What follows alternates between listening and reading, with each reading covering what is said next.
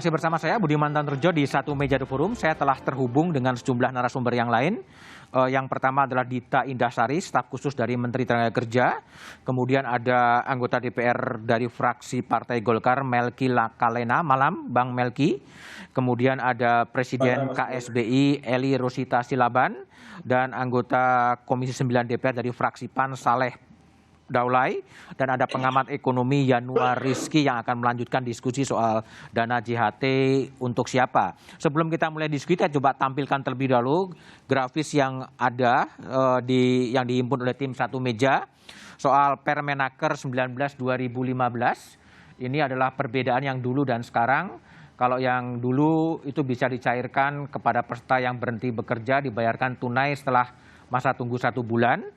Kemudian di yang sekarang Permenaker 2/2022, dana JHT hanya bisa dicairkan saat peserta berusia 56 tahun, berlaku rata untuk peserta yang berhenti bekerja, mengundurkan diri dan PHK. Kemudian ada grafis lain, ini adalah landasan hukumnya, Undang-Undang 40 2024 tentang SJSN. Pekerja berhak mendapatkan jaminan kecelakaan kerja, jaminan pensiun, jaminan kematian, dan jaminan hari tua. Lalu kemudian di Undang-Undang Cipta Kerja, pekerja yang di PHK berhak mendapatkan jaminan kehilangan pekerjaan JKP. Oke, saya ke Bu Eli Rosita Silaban. Bu Eli, jadi perkembangan terakhir setelah ketemu tadi siang dengan Menteri Tenaga Kerja apa, Bu Eli?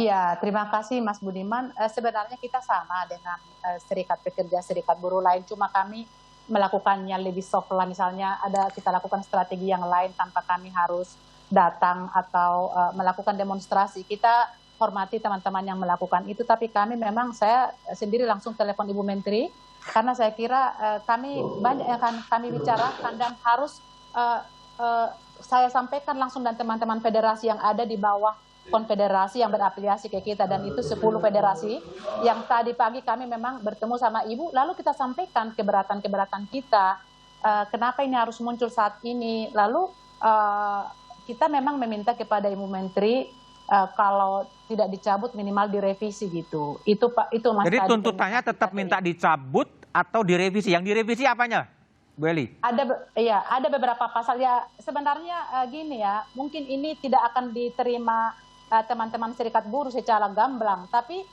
tidak ada yang salah dengan permen ini karena memang undang-undang SJSN-nya kan masih ada gitu. Tidak ada yang salah, tapi kenapa demo yang lain-lain? Iya, karena sudah ada permen nomor 19 yang mengatakan bahwa itu bisa diambil ketika kita baru di PHK seperti itu, dan itu dinikmati.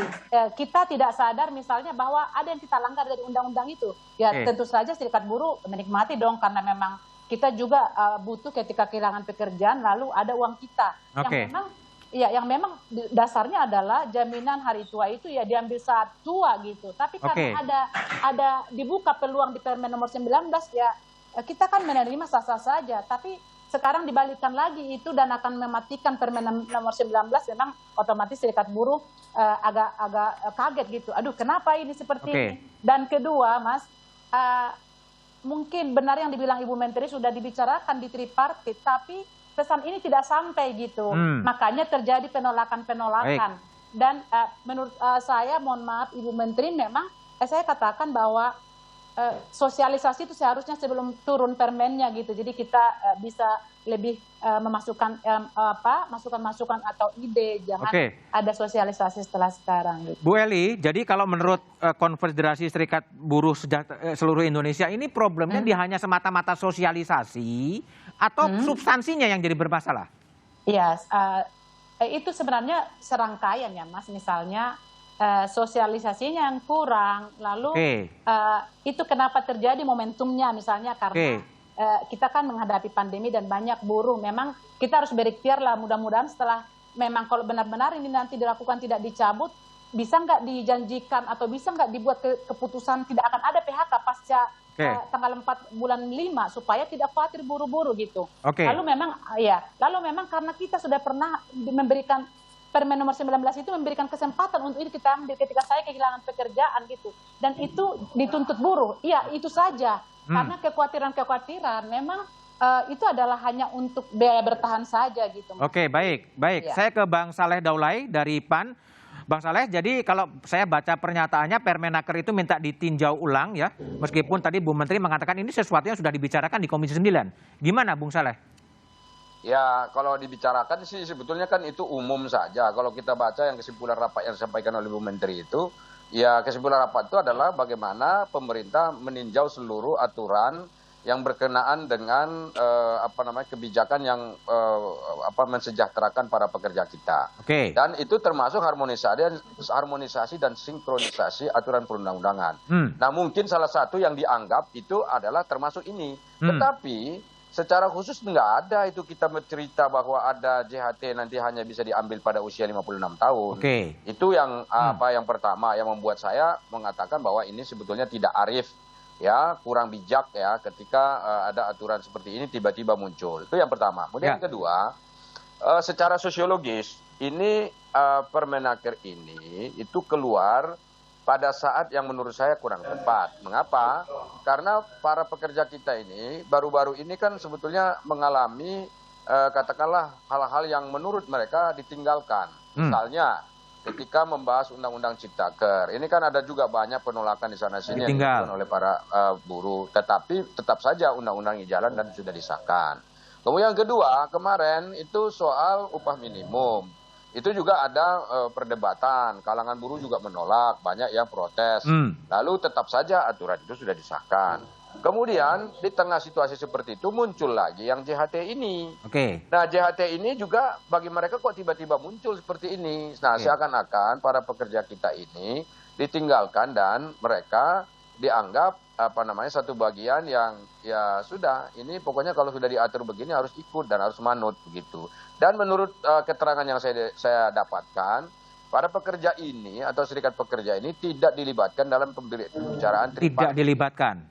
Tidak dilibatkan. Nah, kalaupun misalnya ada yang dilibatkan, ini komponen yang mana ini yang membuat para pekerja ini juga saya kira merasa juga ini ditinggalkan karena memang tidak dilibatkan dalam prosesnya itu. Nah, di dalam kajian pembuatan undang-undang itu kan mesti harus mempertimbangkan minimal 3 hal: aspek landasan filosofis, aspek landasan yuridis, dan landasan sosiologisnya. Nah, saya melihat bahwa landasan sosiologisnya ini tidak tepat pas, dan kurang mendapatkan momentum.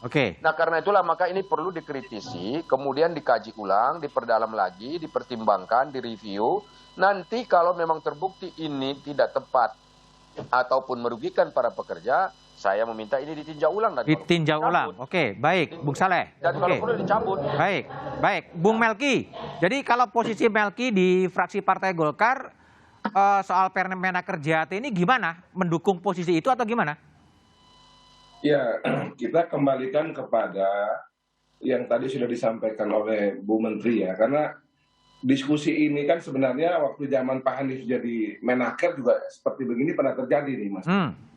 Waktu itu kan juga ada upaya juga untuk meletakkan kembali JHT dan berbagai fungsi-fungsi yang lain pada proporsinya waktu itu kan akhirnya karena penolakan besar semacam ini akhirnya juga berhenti ya, nggak jadi diteruskan.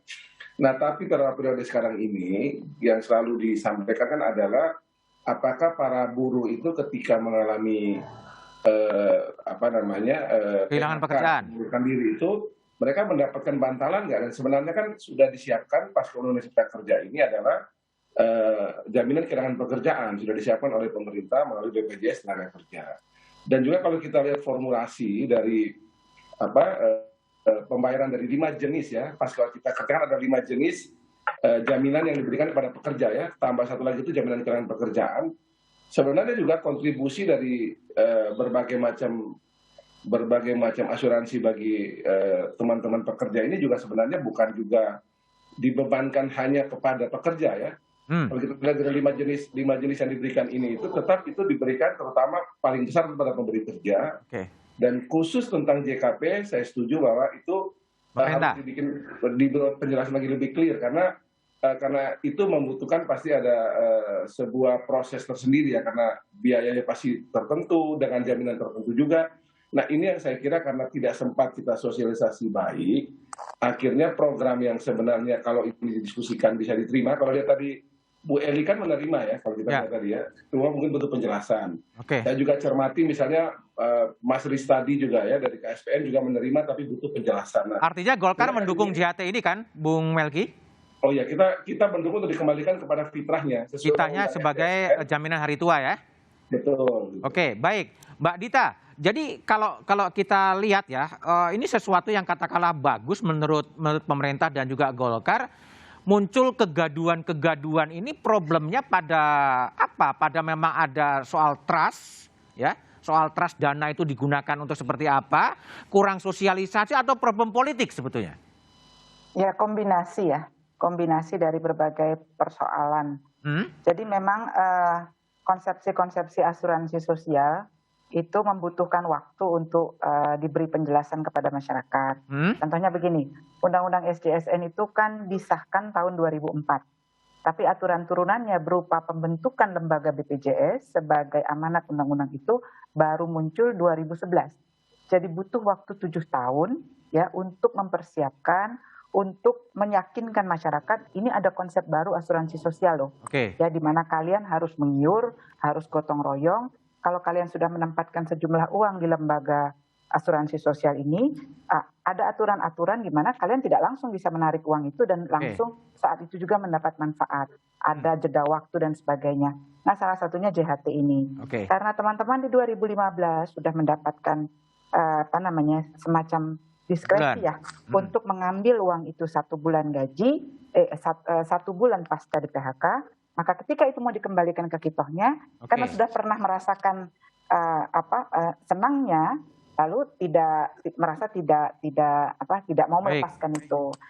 Jadi kalau persoalan sosialisasi gini Mas, jadi masukannya Kak Eli tadi oke lah kita terima ya bahwa memang perlu ada sosialisasi, perlu melibatkan yang lain secara luas.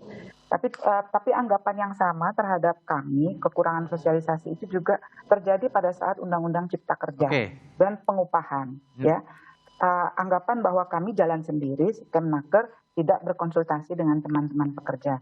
Pertanyaannya adalah seberapa cukup sosialisasi dan dialog itu? Seberapa kadar dialog yang dirasa cukup untuk mengakomodir ratusan serikat pekerja? Makanya karena ada begitu banyak serikat pekerja, kita pertama kali masuk ke lembaga kerjasama tripartit. Karena itulah unsur yang paling representatif. Tapi kalau kritikan kurang sosialisasi kami terima sebagai masukan yang akan kami perbaiki betul. Baik, Dita Indasari. Saya ke Yanuar Rizky. Yanuar, ini sebetulnya ya, apakah memang JHT kemudian aturannya diubah ini sebetulnya adalah karena memang ada kesulitan likuiditas di BP Jam Sostek atau trauma dengan kasus Jiwasraya, kasus Asabri dan lain sebagainya, atau problem apa? Tapi analisa Yanuar setelah jeda berikut ini.